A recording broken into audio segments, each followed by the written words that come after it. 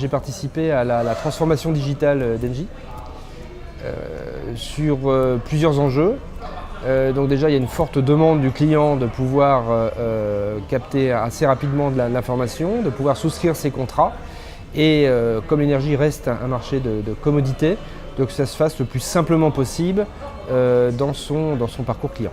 On a des applications qui permettent très rapidement de donner la visibilité au client sur son contrat, sur sa facturation.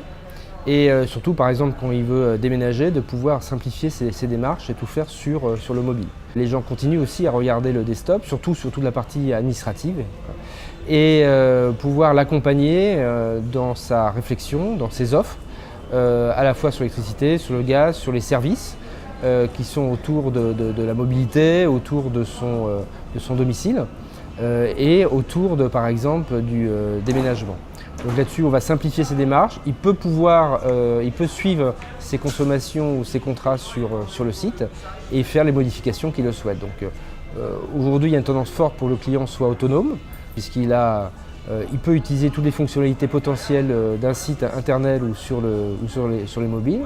Et c'est accompagner complètement cela et lui proposer une expérience client la plus simple possible autour d'un contrat qui n'est pas si facile que ça à gérer, qui est un contrat d'énergie. Ça passe par un socle très important qui est notre capacité à engranger de l'information du client et de croiser ces informations avec ses parcours pour à chaque fois pouvoir faire bouche et lui apporter une solution autour de son problème. Il nous a fallu acquérir des compétences très fortes sur l'acquisition digitale, maîtriser SEO, SEA, un site, un parcours client, des UX, bref, tout ce qui fait effectivement la dimension du digital.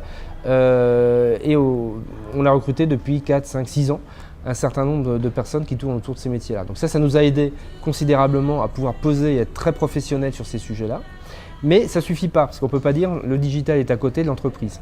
On a réinterrogé les offres, on a réinterrogé la relation client, on a réinterrogé le marketing, on a réinterrogé également le business model, parce qu'effectivement, on va sur des solutions où on apporte des services qui n'étaient pas forcément naturellement natifs sur les métiers d'Engie jusqu'ici.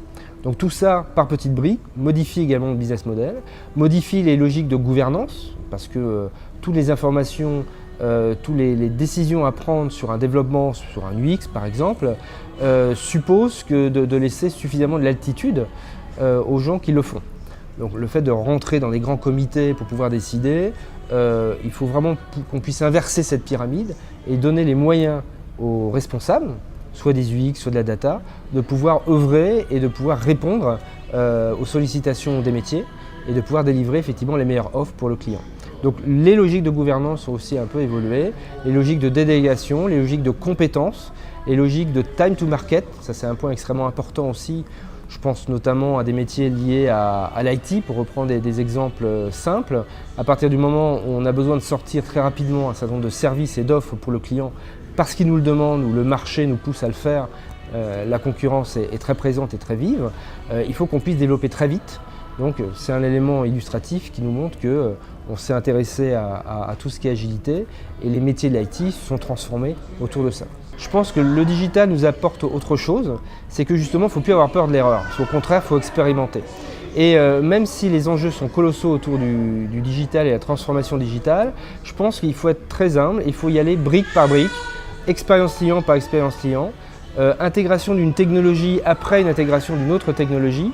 Et à chaque fois, il faut se dire, attends, posons-nous, travaillons avec le client, expérimentons et mettons-nous tout de suite en perspective pour que ce soit le client qui décide. Donc il y a des tas de stratégies aujourd'hui, de testing, de parcours client qui nous permet de recomposer le choix du client.